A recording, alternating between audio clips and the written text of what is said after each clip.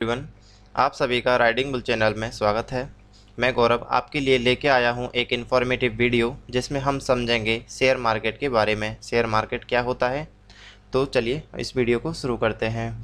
समझने के लिए हमारे पास एक कैरेक्टर है जिसका नाम है गौरव। गौरव को एक कंपनी में शेयरिंग चाहिए होती है, शेयर चाहिए। तो क्या गौरव जाके इस कंपनी से शेयर खरीद सकता है? ऐसा क्या पॉसिबल होगा? नहीं, ऐसा पॉसिबल नहीं होता है। तो ऐसा क्यों पॉसिबल नहीं होता है, इसको समझने के लिए हम आपको ये समझाना होगा कि कंपनियां किस टाइप की होती हैं। तो जनरली कंपनियों के दो टाइप होते हैं। पहला होता है प्राइवेट कंपनीज और दूसरा होता है पब्लिक कंपनीज। इन दोनों में क्या अंतर होता है, आपको इसको एक एग्जांपल के थ्रू मैं समझाना चाहता हूँ। प्राइवेट कंपनियों में जब किसी को शेयरिंग या शेयर होल्डिंग चाहिए होती है तो प्राइवेट कंपनियों के ओनर से हमें ये पूछना होता है कि क्या आप हमें अपनी शेयर होल्डिंग देंगे, ये क्या आप हमें अपने साथ काम करने के लिए मौका देंगे।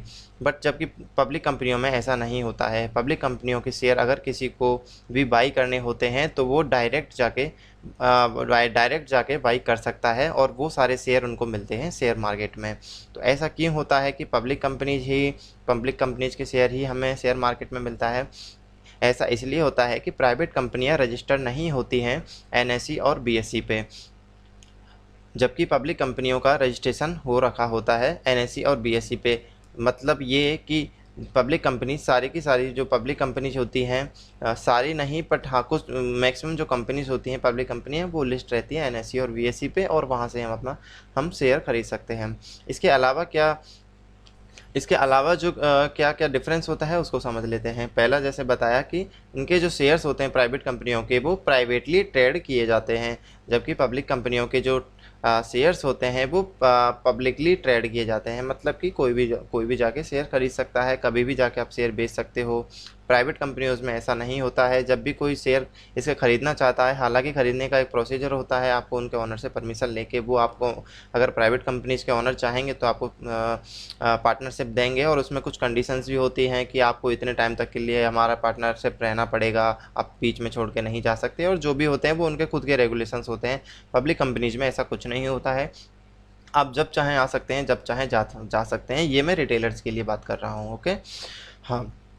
प्राइवेट कंपनीज में क्या होता है कि मिनिमम 2 शेयर होल्डर हो सकते हैं और मैक्सिमम 200 तक हो सकते हैं, जबकि पब्लिक कंपनीज में मिनिमम 7 और मैक्स टू मैक्स कितने भी हो सकते हैं, क्योंकि पब्लिक कितने भी जाके पब्लिक शेयर खरीद सकती है, तो max to max shareholder कितने भी हो सकते हैं पब्लिक कंपनीज में।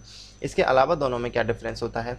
हाँ, ये एक मेन डिफरेंस होता है कि जो प्राइवेट कंपनीज होती हैं वो उनको कंपलसरी नहीं होता है आने वाले प्रोस्पेक्ट्स के बारे में बताना, कि वो आने वाले टाइम में क्या करने वाली हैं, किस टाइप से ग्रो करने वाली है, किस टाइप से ग्रोथ करने वाली है, उनका बिजनेस किस टाइप से हो सकता है।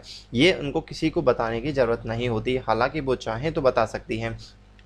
हाँ, अपने जो इनके खुद के जो इन्वेस्टर्स होंगे, जो भी इनके लाइक 2 से 200 के बीच में शेयर होल्डर हो सकते हैं, तो इनमें इसको डिस्क्लोज करना कंपलसरी होता है, बट वो सबको चाहे तो नहीं बता सकती। लाइक अगर चाहे गवर्नमेंट चाहे जानना तो ज़रूरी नहीं है उनको भी बताना, या मीडिया आउटलेट कुछ पूछना चाहती है कि आपकी कंपनी के बारे में बताइए क्या ग्रोथ रहेंगे, तो ज़रूरी नहीं है कि प्राइवेट कंपनीज बताएं, बट पब्लिक कंपनीज ऐसा नहीं कर सकती। उनको कंपलसरी होता है अपना ग्रोथ प्रोस्पेक्ट बताना। उनको बताना पड़ता है कि आने वाले टाइम में आप किस टाइप से बिजनेस करने वाले हैं, किस टाइप से आप ग्रो करने वाले हैं, और ये आने वाले 5 ईयर्स तक का उनको बताना होता है। इसके अलावा भी थोड़ा ये डिफरेंस होता है कि पब्लिक कंपनीज को हर एक क्वार्टर में अपना जो बैलेंस शीट होती है या फिर प्रॉफिट एंड लॉस जो होता है वो अपने इन्वेस्टर्स को बताना होता है। प्राइवेट कंपनियां चाहें तो बता सकती हैं, चाहें तो नहीं भी बता सकती हैं, बट पब्लिक कंपनीज में ये कंपलसरी होता है। उनको बताना होगा कि उनका बिजनेस पिछले 3 महीनों में किस टाइप से रहा है। ओके, इसके अलावा भी एक फंड रेजिंग से रिलेटेड डिफरेंस होता है कि जो प्राइवेट कंपनीज होती हैं वो एक प्राइवेट प्लेसमेंट बेसिस पे फंड रेज करती हैं। प्राइवेट प्लेसेस मतलब कि जो इनके इन्वेस्टर्स होते हैं, जो इनके शेयर होल्डर होते हैं, उन्हीं से ही ले सकती हैं। पब्लिक कंपनीज जबकि पब्लिक कंपनियां पब्लिक से पैसा ले सकती हैं through IPO and bonds. Okay, इसको आईपीओ और बॉन्ड्स को समझने के लिए एक सेपरेट वीडियो चाहिए होगा। अच्छा, इतना हमें समझ में आ चुका होगा। अगर नहीं आया है तो आप बैकवर्ड जाके एक बार वीडियो को देख लेना। अगर कुछ पॉइंट आपको फिर भी नहीं समझ में आते हैं तो मुझे कमेंट सेक्शन में बताना, मैं आपका आंसर ज़रूर दूंगा। चलिए, तो आपको समझाते हैं। हमारा एक कैरेक्टर है रमेश बाबू। रमेश बाबू के पास काफ़ी सारा पैसा है और उनको अभी पता चला कि शेयर मार्केट काफ़ी अच्छा चल रहा है, काफ़ी बूम पे है, बहुत सारे लोग अपना अच्छा रिटर्न कमा रहे हैं। तो उन्होंने सोचा कि मैं भी इन्वेस्ट करता हूँ, और वो जाते हैं इन्वेस्टिंग के लिए थोड़ा सा पूछताछ करने के लिए। ओके, तो पैसा लेके नहीं गए क्योंकि वो बाद में लेके जाएंगे, अभी तो पूछताछ करने गए हैं। तो सबसे पहले वो जाते हैं सेबी के हेडक्वार्टर पे। ओके, तो वहाँ पे उनको सेबी का एक एम्प्लॉय मिलता है। उस एम्प्लॉय से वो ये कहते हैं कि मुझे शेयर्स चाहिए एक कंपनी के, तो क्या सेबी मुझे वो शेयर्स ला के दे सकता है? सेबी के मैं ऑफिस जाऊँगा तो क्या मुझे शेयर मिल जाएंगे? तो एम्प्लॉय कहता है कि नहीं, आपको शेयर्स वहाँ नहीं मिलेंगे।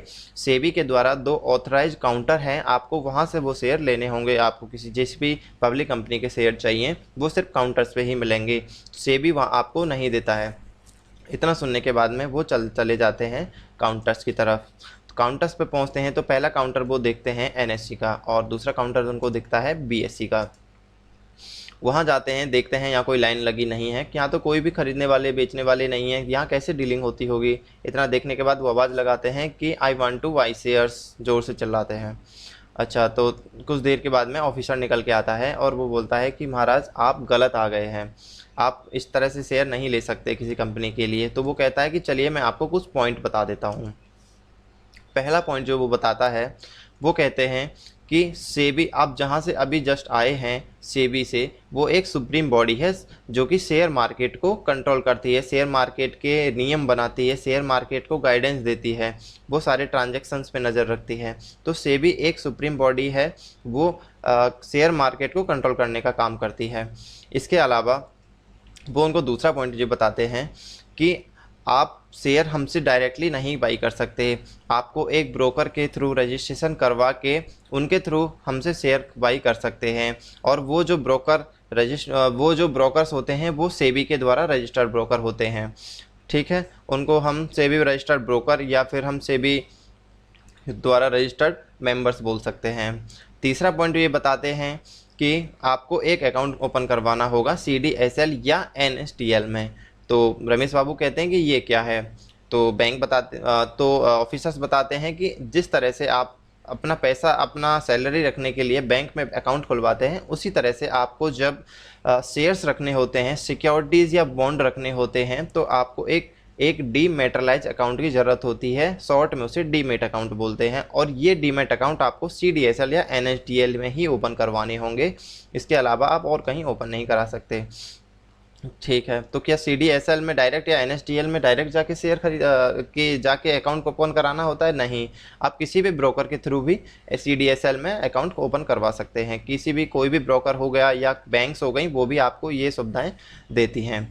ओके, इतना समझने के बाद में वो थोड़ा सा कन्फ्यूजन में आने के बाद में चले जाते हैं अपने एक फ्रेंड के पास, इन सब कन्फ्यूजन्स को दूर करने के लिए, उनसे भी कुछ राय लेने के लिए। उनके फ्रेंड का नाम है महेश।